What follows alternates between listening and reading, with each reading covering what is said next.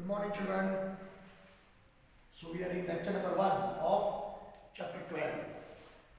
That is Indian democracy. Right? We are supposed to go through different topics of democracy. Give me that pen. Introduction, election and democracy. Right? Democracy and voter, election and foundation, and many other topics. Now, first of all, children, let us study what is meant by democracy. You know what is meant by democracy. Of the people, for the people, by the people. Right? That is the basic concept of democracy. Of the people, for the people, by the people. Almost involved at present, that is called 21st century. Almost each and every nations are having democratic setup of government. We are talking about majority. We are not talking about few nations. Suppose take for example, China is having communist government. North Korea is having communist government. I have made you to learn in history section the birthplace of communism, that is called Russia. Right? That also disintegrated. You have studied that short term. Soviet Union disintegrated. That means democracy prevails in whole world. And democracy means the best life, the part of living. Right? We are given our rights. We have to follow our duties. We can live our life with our own. All these things are the essential part of democracy. If there is communist government, dictatorial government, you see, there is no democratic values. But in democracy, everyone has a freedom to live. And that is why democracy is welcomed throughout the world. Now, first of all, we'll go with some introduction. Then, we'll start with our topic that is called election in democracy. Why it is necessary. That we will discuss later on. Right? India has the highest number of voters in the world. If I am not wrong. Right? If I am not wrong. In 2019 election, general election of Lok Sabha. Right? Last year, when election took place, every year, in one of the state, elections are going on. We are not talking about state election. हम विधानसभा की बात नहीं कर रहे, parliament की बात, लोकसभा की बात कर रहे हैं. It was approximate 70 crore plus voters. Sorry, 80 crore plus voters. Right? In India, there were more than 80 crore voters who are eligible to vote. Right? And that is why India is the largest democracy of the world. Because see, as you know, China is bigger than India. You know that. But in China, there is no democracy. China is having a communist government.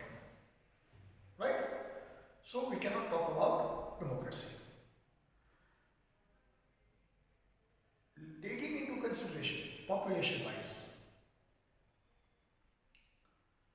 when you consider this, we can say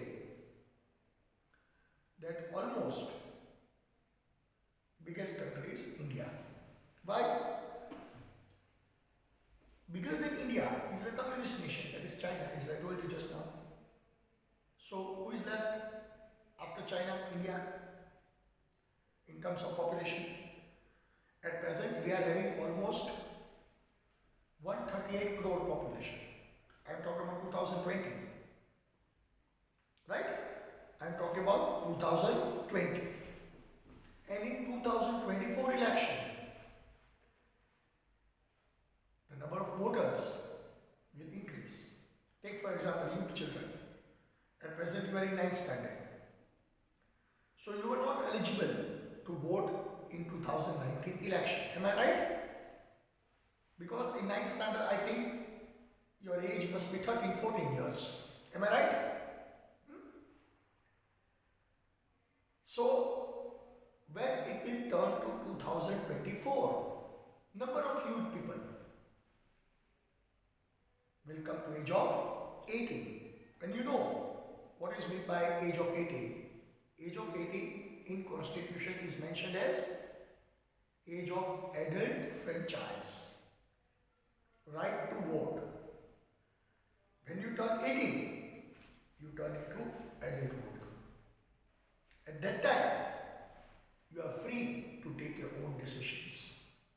At present, you are called children. Means you are having guardian. It means parents. After 18, we also have parents. But we are free to take our own decision. Our judiciary has given this power. 18 साल की उम्र का कोई भी लड़का या लड़की अपनी जिंदगी जीने के लिए आजाद है. बराबर है? वो पुख्त हो जाता है, एडल्ट हो जाता है. मतलब वो अपने निर्णय, वो अपने डिसीजन अपने हिसाब से ले सकते हैं. उसमें किसी का इंटरफियरेंस नहीं चलता. Not even parents.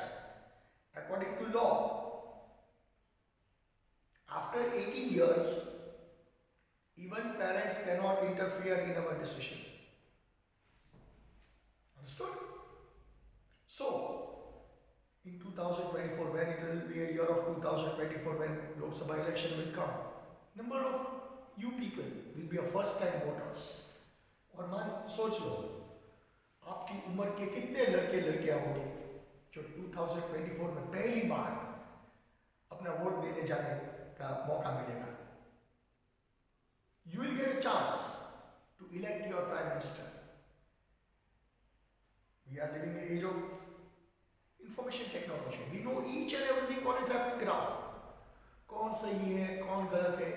मैं अपनी बात करूं तो हम जब आपकी उम्र के थे तब इतनी क्रांति नहीं थी, इतना इंफॉर्मेशन टेक्नोलॉजी नहीं था. हमारे ज़माने में तो टेलीफोन भी नहीं था, ट्रंक कॉल का ज़माना था. अगर आपको किसी को फ़ोन करना है तो 24 घंटे का बुकिंग करना पड़ता था.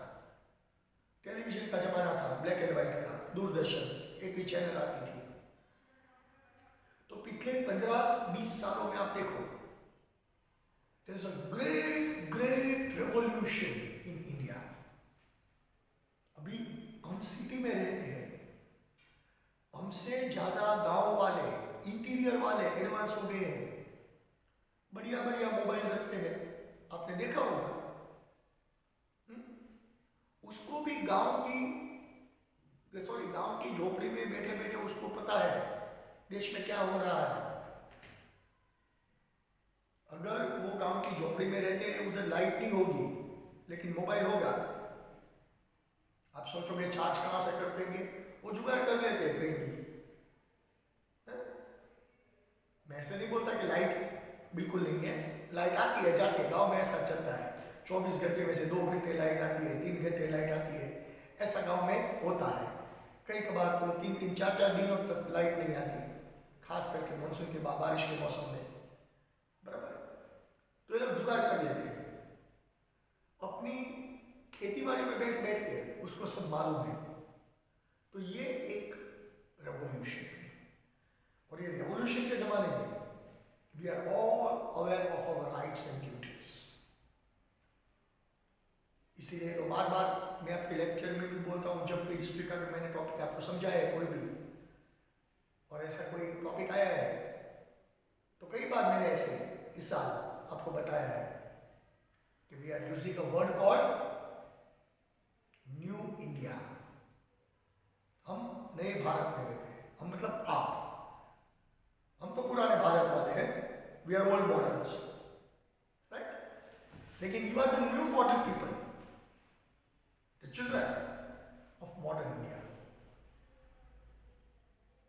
आया समझ में? तो ये बात है डेमोक्रेसी की, अवेकनिंग की, क्योंकि डेमोक्रेसी में हमको हमारा प्रतिनिधि चुनने का मौका मिलता है और हम जज करते हैं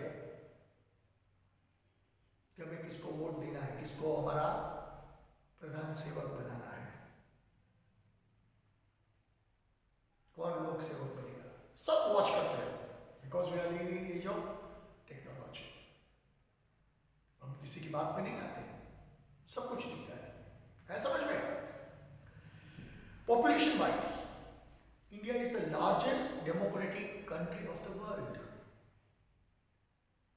अभी मैंने ये सब समझाया, largest democratic nation of the world, क्योंकि हमारे से बड़ा एक ही देश है, लेकिन उसमें कम्युनिस्ट गवर्नमेंट है, उधर इलेक्शन नहीं होता है, सिलेक्शन होता है, तो दूसरा नंबर हमारा लगा और हमारे इधर इलेक्शन है समझ में?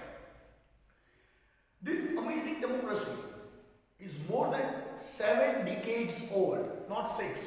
This is old addition, because we have done independence before 73 years. अभी 2020 चल रहा है, आप गिन लो। We became independent in 1947. Almost 73 years. 7.5 decade होने को आए आजादी के, डेमोक्रेसी के, राइट? उस वक्त की जो आजादी थी, उस वक्त की जो डेमोक्रेटिक वैल्यू थी, और आज जमीन आसमान का फेर है, उसमें जमीन आसमान का फेर हो रहा है समझ में? During this period and in India there has been many political upheavals and downhills. कई बार पॉलिटिकल इम्बैलेंस हुआ है। एक बार तो हमारे late prime minister Mrs Indira Gandhi ने 1977 या 79 इमरजेंसी लगाई थी देश में। इमरजेंसी का भी वक्त हमने देख लिया है, और जब इमरजेंसी देश में लगती है तब क्या हालात होते हैं। तब मैं तो छोटा बच्चा था, शायद आपके पेरेंट्स भी मेरी उम्र के होंगे, बराबर है, लेकिन हमारे जो सीनियर्स हैं वो बताते हैं इमरजेंसी के दौर में क्या हालात थे, वो भी हमने देख लिया है। हमने डार्क एजेस भी देख लिया है। हमने ऐसा भी देखा है कि लोकसभा में बनी हुई सरकार 15 दिन में गिर जाती है। वाजपेयी जी की सरकार बनी थी 99 के साल में, 13 दिन में गिर गई थी सरकार, नए इलेक्शन आए थे। तो सत्ता के लिए सबको लड़ते झगड़ते अनाप शनाप करते, ये पार्टी इसके साथ, ये पार्टी उसके साथ, सब कुछ देख लिया है और आज भी देख रहे हैं। क्यों? इलेक्शन में सबको सत्ता चाहिए, सबको जीतना है, सबको एक गद्दी पे बैठना है, तो उसको बिठाने वाले तो हम ही होते हैं ना, है समझ में? The Indian democracy is sustained due to dedication and insight of its citizens. We have a very strong constitution. We have a powerful judicial system. All this thing is right. But above all,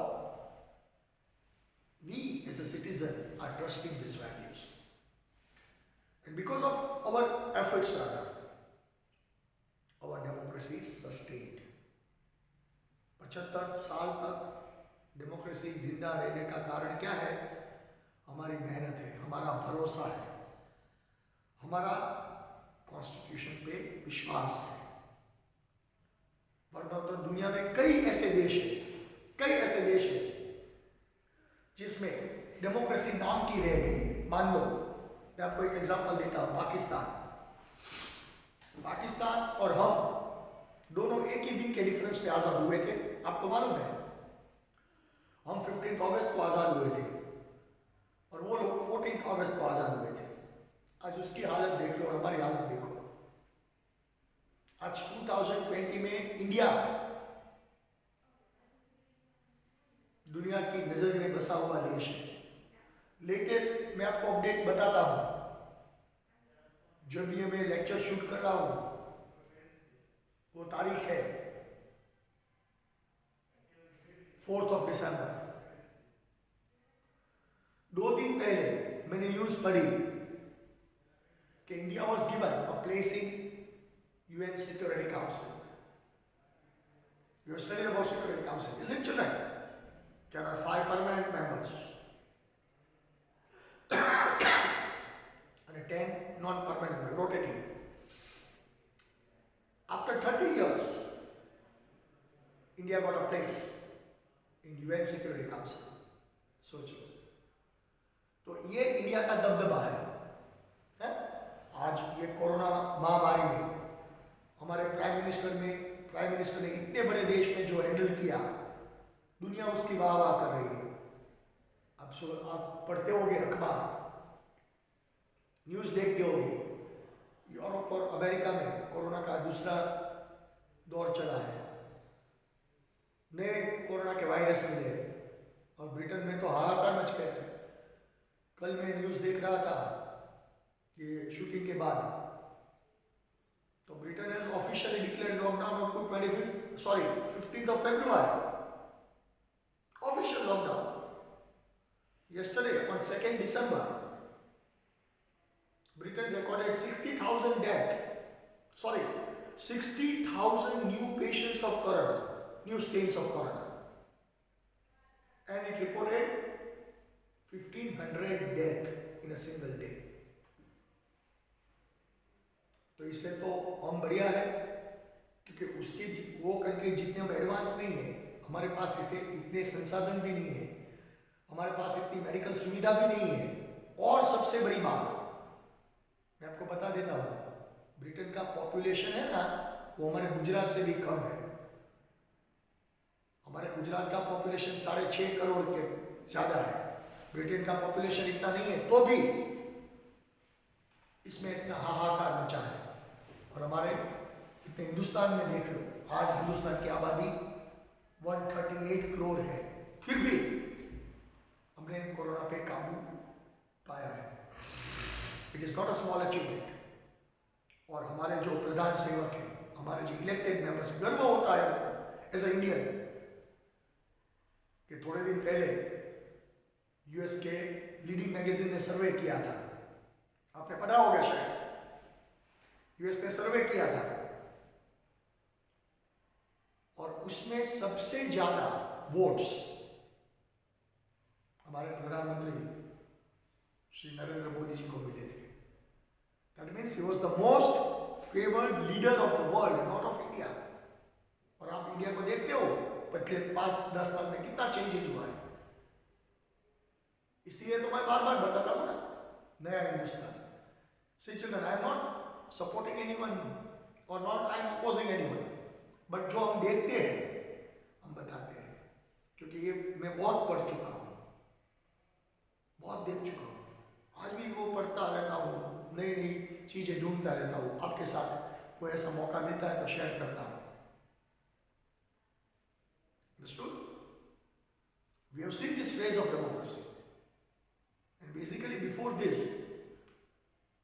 see, we got clear government, clear majority government in 2014, और last time clear majority वाली government हमको मिली थी 1984 में, जब इंदिरा गांधी जी की हत्या हुई थी। उस वक्त उसकी हत्या के बाद लोकसभा की चुनाव थे, राजीव गांधी जी प्राइम मिनिस्टर बने थे, उस वक्त क्लियर मेजोरिटी मिली थी।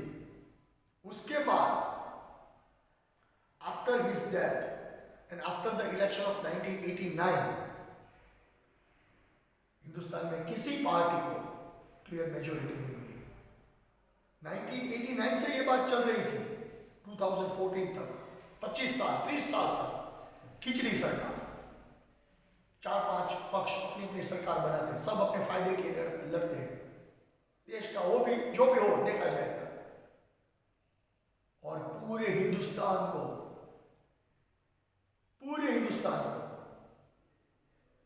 डार्क एजेस में धकेल दिया था। अगर आपको इकोनॉमिक्स का शौक है, अगर आपको हिस्ट्री का शौक है, आप ढूंढो सब डेटा, आप डेटा ढूंढो 89 से 2014 तक का।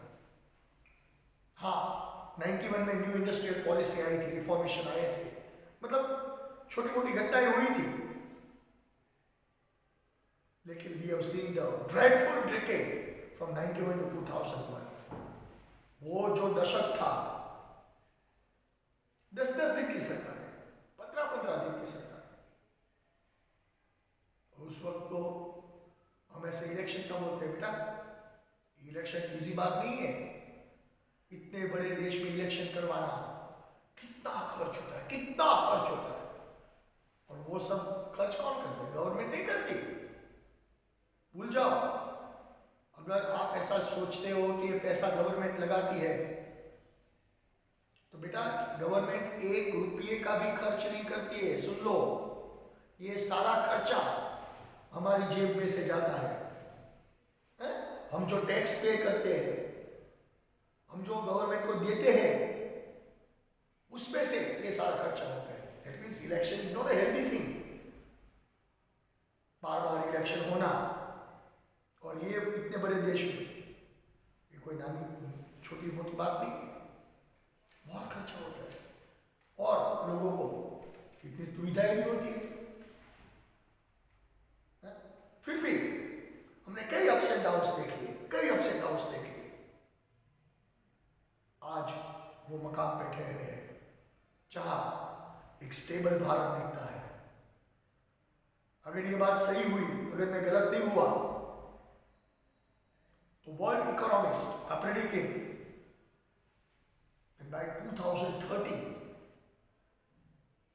by 2030,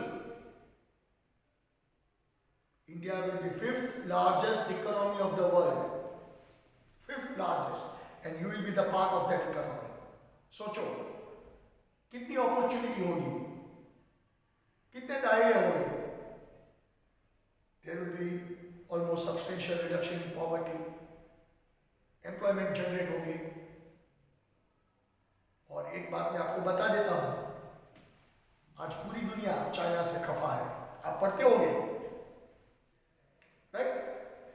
क्योंकि कोरोना वायरस की महामारी चाइना ने फैलाई है, सबको मालूम है, और इसीलिए पूरी दुनिया उससे खफा है। आज चाइना बिल्कुल अकेला पड़ गया है, इसीलिए तो इधर उधर अनाप शनाप काम करता है, वरना चाइना ऐसा नहीं है। लेकिन कोरोना के बाद आप देखो, बहुत एग्रेसिव हो गया है, सबके साथ लड़ना झगड़ना चाहता है। उसका आज एक ही दोस्त बचा है पूरी दुनिया में, पाकिस्तान, बाकी कोई उसका दोस्त नहीं है आज। सब चाइना से डिस्टेंस बनाए हैं, और कई सारी कंपनियां जिसकी वजह से चाइना छोड़ के बाहर निकलती है, और उसका डायरेक्ट फायदा किसको मिलता है? सबसे ज्यादा 2 देश को फायदा मिलता है। चाइना में से जो कंपनियां बाहर निकलती है, बड़ी बड़ी कंपनियां, चाहे वो जापान की कंपनी हो, चाहे वो जर्मनी की हो, चाहे यूएस की हो, वो चाइना पे भरोसा नहीं भी रखते हैं, लेकिन आहिस्ता आहिस्ता अपना काम कम करते हैं। वो दूसरे डेस्टिनेशन ढूंढते हैं, और दूसरे डेस्टिनेशन ढूंढने में सबसे हॉट फेवरेट डेस्टिनेशन 2 देश है, एक ताइवान और एक इंडिया। है समझ में?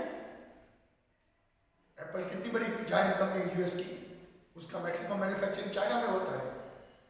चाइना में जो एप्पल का सब्सिडरी यूनिट है, फॉक्सकॉन नामक कंपनी जो है, फॉक्सकॉन, वो एप्पल का सब कुछ मैन्युफैक्चर उधर करती है। ये कोरोना पैंडेमिक के बाद एप्पल मैनेजमेंट ने डिक्लेयर कर दिया कि now slowly they will shift their maximum base towards India, right? They will manufacture in China, but slowly they will focus on India. और जब इंडिया में स्टैंड बन गया उसका, तो वो चाइना को गुड बाय करने में देर नहीं लगेंगे। तो ये है इंडिया की ताकत। और ये सब क्यों होता है? क्योंकि जो बाहर की कंपनियां आती है, बाहर के लोग इधर आते हैं तो first of all they are seeing political stability, good leadership and all the resources which is available. India के पास सारे रिसोर्स है, नेचुरल रिसोर्स है, मैन मेड रिसोर्स है, ह्यूमन पावर है, सब कुछ है। इसीलिए आज इंडिया इतना बड़ा है। अगर पाकिस्तान की हालत देख लो, अच्छा पाकिस्तान की हालत देख लो, मैंने बोला ना भाई हमारी आज़ादी और पाकिस्तान की आज़ादी में सिर्फ एक दिन का फर्क है, लेकिन आज वो सबसे पिछड़ा हुआ देश है, सबसे गरीब बना हुआ देश है, क्योंकि उसने डेमोक्रेसी पे ध्यान नहीं है। वो भी डेमोक्रेटिक नेशन था, लेकिन ज़्यादातर वो देश को आर्मी ने रूल किया। डेमोक्रेसी पाकिस्तान में क्या थी? पपेट। आज भी वो हालत है। हम बोलते हैं कि प्राइम मिनिस्टर पाकिस्तान के इमरान खान है, वो सिर्फ रबर स्टैम्प प्राइम मिनिस्टर है, दिखावे के। लेकिन रियल में पाकिस्तान को कौन चलाता है आज? आर्मी चलाती है, आईएसआई चलाता है। कई सारी मूवीज आपने देखी है, कई ठिकाने पे आपने पढ़ा है कि पाकिस्तानी आर्मी बैकग्राउंड में कैसे सरकार चलाती है और कैसे कैसे खेल करती है। आपने सर्जिकल स्ट्राइक वाला मूवी देखा, आपने वो शायद वो मूवी भी देखा होगा अवरोध, और कई सारी मूवीज टेररिज्म पे बनती है, क्योंकि दुनिया का आज सबसे बड़ा एपिसेंटर पाकिस्तान है। ये सब खेल उसने 1985 से शुरू किए थे। आज वो बचता भी रहे होंगे, लेकिन बहुत देर हो चुकी है। अब कई कॉमन पाकिस्तानी सोचते होंगे कि शायद ये भैया ऐसा नहीं किया होता तो अच्छा होता है। आज हम भी किसी इज्जत के काबिल होते, किसी देश के काबिल होते, हमारा भी मान मर्तबा होता बाजार में, हमको भी लोग बुलाते, हमारे भी फॉरेन कंपनियां आती। We also must be living the standard of India. आज वो हमको देखते हैं, अंदर से जलन होती है कि भाई देखो इंडिया कहाँ पहुंच गया और हम कहाँ हैं। एक मैंने एक लाइन पढ़ी थी, पाकिस्तानी मीडिया का मैं एक वीडियो देख रहा था, तो उसका जो एंकर आता है ना, ये डिबेट वाला प्रोग्राम कोई था, नाम तो मैं भूल गया। That lady David with all different people, सारे पॉलिटिशियन वो सब बैठे थे।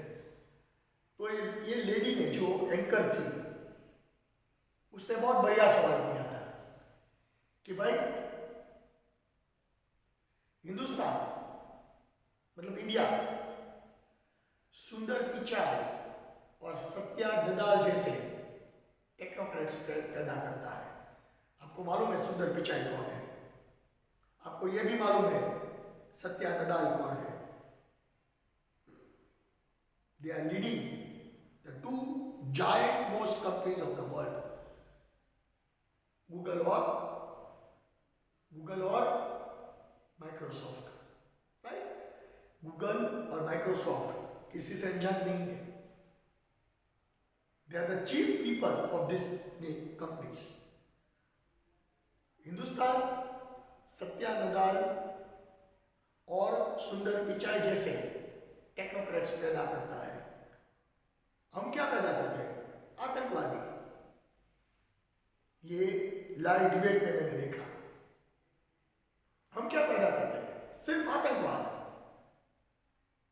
इतने छोटे छोटे बच्चे होते आपकी उम्र के, बंदूकें लेके निकल जाते हैं, कहा कि जिहाद करना है, जिहाद करना है।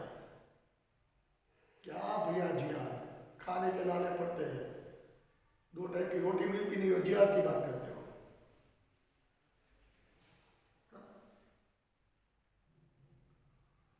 तो ये चेंज है, बिकॉज हमने डेमोक्रेसी एब्जॉर्ब कर ली। अगर आप भी पढ़ते हो तो आप भी कई सपने देखते होंगे, है ना, कि भाई मैं ये पढ़ूंगा, वो पढ़ूंगा, यहाँ जाऊंगा, वहां जाऊंगा, क्योंकि हमारे पास इतने ऑप्शंस नहीं थे जितने आपके पास है। इतनी गहरी पढ़ाई भी नहीं थी, है समझ में? आपके पास तो कितने सारे ऑप्शंस हैं, and this all options is made possible Because we are living in a nation called democratic nation. क्योंकि आपके सपने सारे साकार क्यों होने जा रहे हैं? क्योंकि आप डेमोक्रेसी में रहते हो। है समझ में? We are living in democracy. Understood? Indian democracy has sustained due to dedication of inside of citizen. It's very different election in democracy. क्योंकि डेमोक्रेसी में आपको मालूम है हर 5 साल बाद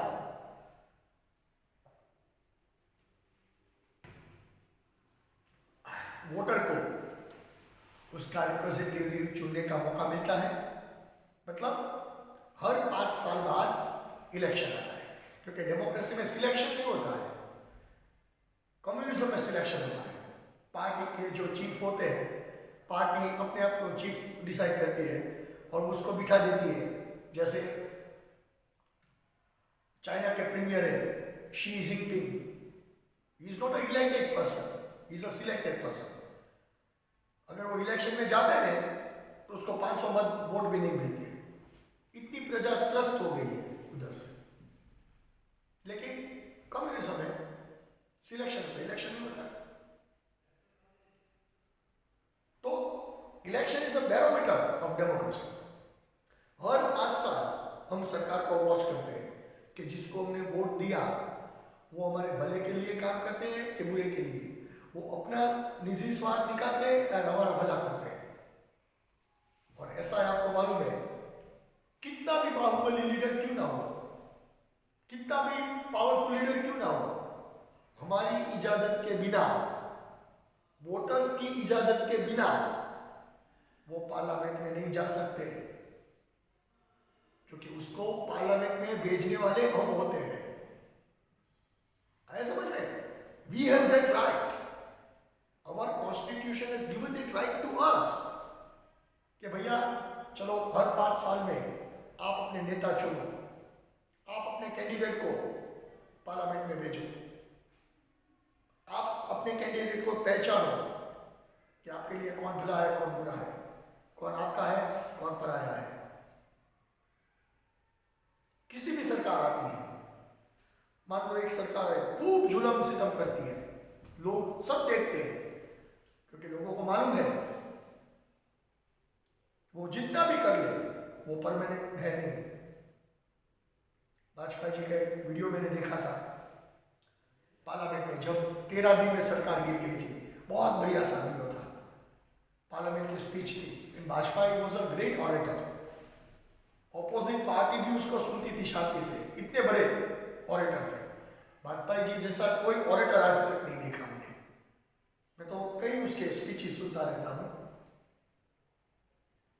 अगर आपके पास टाइम है तो आप भी सुनना कभी, लिखना Atal Bihari Vajpayee speech in parliament at the time of no confidence vote in 1999। एक लाइन में आपको बताता हूँ। वैसे बोले थे, वैसे तो लंबा भाषण था, लेकिन एक लाइन में आपको शेयर करता हूँ आपके साथ। सरकारें तो आती है जाती है, लेकिन ये जो पवित्र मंदिर है पार्लियामेंट, वो अखंड होना चाहिए। सरकार का कोई भरोसा नहीं है, सरकार आ जाएगी कल चली गई। क्योंकि हमारे हाथ में है सरकार किसको बनाना है, किसकी सरकार बनानी है। सरकारें तो आती है जाती है, लेकिन डेमोक्रेसी पे कभी कलंक नहीं लगना चाहिए। There must be healthy democracy. Understood? That means we are given that power, and that power is shown in election. मैंने बोला चाहे कितनी भी बड़ी सरकार हो, कितनी भी जुल्म कर ले, सब लोग देखते हैं, सब देखते हैं। 5 साल के बाद जब वोटिंग आएगी तो इतना मार पड़ेंगे उसको, इतना मार पड़ेंगे वोटों से, फिजिकली, कि एक कैंडिडेट भी ढूंढते रह जाओगे। बड़े बड़े नेताओं को घर में बिठा दिया है, जो एक समय के बड़े बड़े नाम थे ना, वो भी आज ढूंढने से नहीं मिलते हैं। ये डेमोक्रेसी का पावर है। ये इलेक्शन का पावर है, ये हमारा पावर है जो हम कर सकते हैं। है समझ में? Important reason, election in democracy. In the world countries have democracy. In spite of democracy, there exists difference in governance of the countries. In a democracy, a voter casts his own vote. हमारा एक मत सरकार हिला सकता है। हमारे एक मत से सरकार आती है, जाती है। That is the power of democracy. Understood? The right to vote remain the same in each democratic country of the world. Governance may vary. Vajpayee ji क्या बोले थे? सरकारें आती है, जाती है, पार्लियामेंट तो वही रहता है। गवर्नमेंट आती है, नई गवर्नमेंट जाती है, आती है, लेकिन वही गवर्नमेंट वही हिसाब से फॉर्म होती है और हम बनाते हैं वो सरकार, किसी के दबाव में आए बिना। Free and fair government. समझ में? The democracy thrives. Thrives means lives through the voting process of the voters during election. कितना सैलाब होता है। जैसे हम फेस्टिवल सेलिब्रेट करते हैं, दिवाली, अभी उत्तरायण आएगा, कितना अंदर से जुनून होता है। ठीक वैसी तरह election is the festival of democracy. Festival का माहौल होता है। आपने तो लास्ट ईयर देखा होगा लोकसभा के इलेक्शन के वक्त बड़े बड़े नेता की स्पीचेस और newspaper and TV medias and reporters and फला दिख रहा, कुछ भी डिबेट्स है, मजा आता है समझ में? और ये इंडिया में जहां सबसे बड़ा वोटर बेस है, तो सोचो कितना लाइव हो जाता होगा।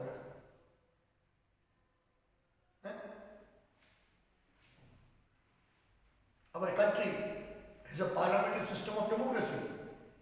Parliament is the national institution representing the people. That means हम लोग जिसको परमिशन देते हैं ना वोट के जरिए, वो ही पार्लियामेंट में जा सकता है। किसी की औकात नहीं है, किसी की ताकत नहीं है अपने आप घुस जाए पार्लियामेंट में हमारी इजाजत के बिना। We are the people giving them permission to enter the parliament. आज मान लो मोदी जी बहुत बड़े नेता है, लेकिन उसको परमिशन किसने दी पार्लियामेंट में बैठने की? उसको प्रधानमंत्री बनाया किसने? हमने। ये हमारा विश्वास है उसपे। समझ में? That means parliament is a temple of democracy. मंदिर है, जैसे हम मंदिर जाते हैं हमारे देवी देवता के, तो डेमोक्रेसी हमारी देवी है, उसका मंदिर क्या है? कौन सी जगह पे है? पार्लियामेंट। हम देखते हैं अंबा जी का मंदिर है, हनुमान जी का मंदिर है, गणपति का मंदिर है, शंकर भगवान का मंदिर है। तो हमारी जो देवी है, डेमोक्रेसी नामक जो हमारी देवी है, उसका मंदिर तो बोलते हैं पार्लियामेंट, जो दिल्ली में लोकेटेड है। आए समझ में बच्चों? The parliament of India consist of president, vice president, Rajya Sabha and Lok Sabha. 4 things. अभी तो नए पार्लियामेंट का बिल्डिंग बनने जा रहा है, बहुत बढ़िया डिजाइन बनाया है, सुप्रीम कोर्ट ने भी मंजूरी दे दी थी। इसमें भी विरोध पक्ष वाले कुछ दिन कूदे थे, सुप्रीम कोर्ट में याचिका दायर की थी, ऐसा है ऐसा ऐसा है। सुप्रीम कोर्ट ने बोला भैया कुछ ऐसा नहीं है, नया पार्लियामेंट का मंदिर बनने जा रहा है, भव्य मंदिर होगा, 2 साल में बन जाएगा। As mentioned in earlier chapter, Rajya Sabha is the upper house of the parliament and Lok Sabha is the lower house of the parliament. लेकिन ज्यादा ताकत लोकसभा के पास होती है। कि राज्यसभा में सिलेक्शन होता है, लोकसभा में इलेक्शन होता है। इलेक्शन में ज्यादा ताकत होती है, सिलेक्शन में नहीं। The state as the legislative assembly means विधानसभा। कई स्टेट में विधान परिषद होती है, लेजिस्लेटिव काउंसिल, एमएलए जिसको बोलते हैं। हमारे गुजरात में विधानसभा है, तो उसके मेंबर कौन क्या बोलते हैं? Member of legislative assembly, MLA. और पार्लियामेंट के मेंबर को क्या बोलते हैं? Member of parliament, MP. बड़े मेंबर को एमपी बोलते हैं, छोटे मेंबर को एमएलए बोलते हैं। एमएलए मतलब गुजरात लेवल, एमपी मतलब नेशनल लेवल।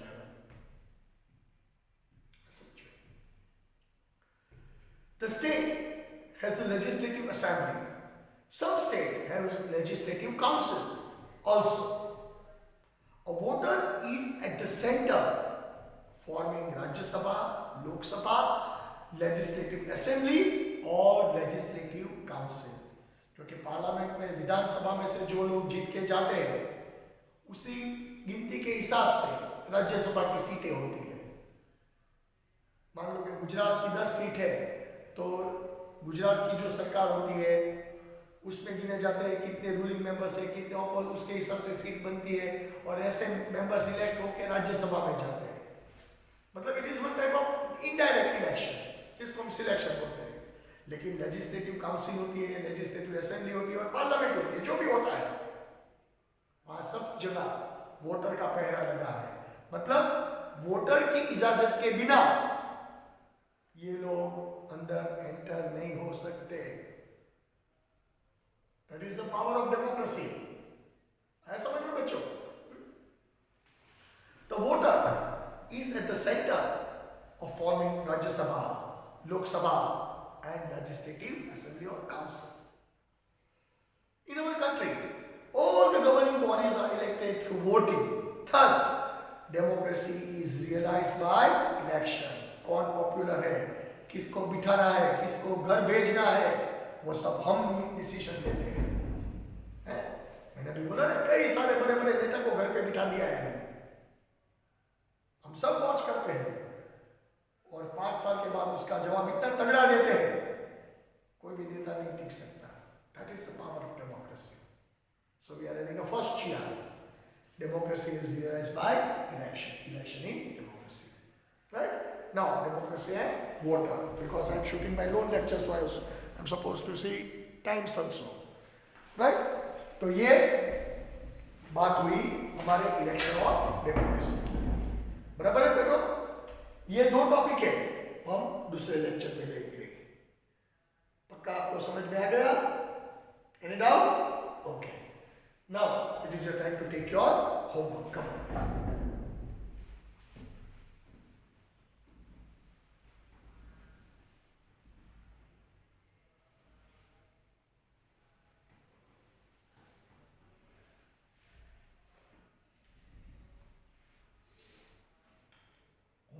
एक ही GR, right? GR.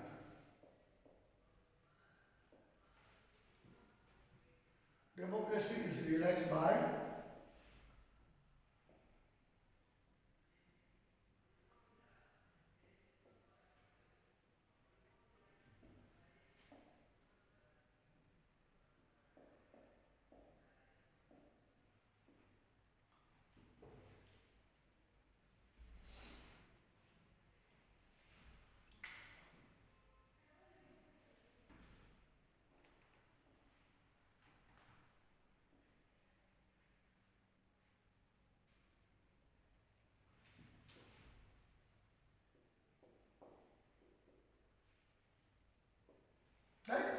ये GR आपको होमवर्क में लिखना है। Democracy is realised by election. Okay children, so we are ending this lecture. In next lecture we will study something more, जो मैं भी कुछ जानता होगा तो आपके साथ शेयर करूंगा। Till then children, goodbye, see you, take care.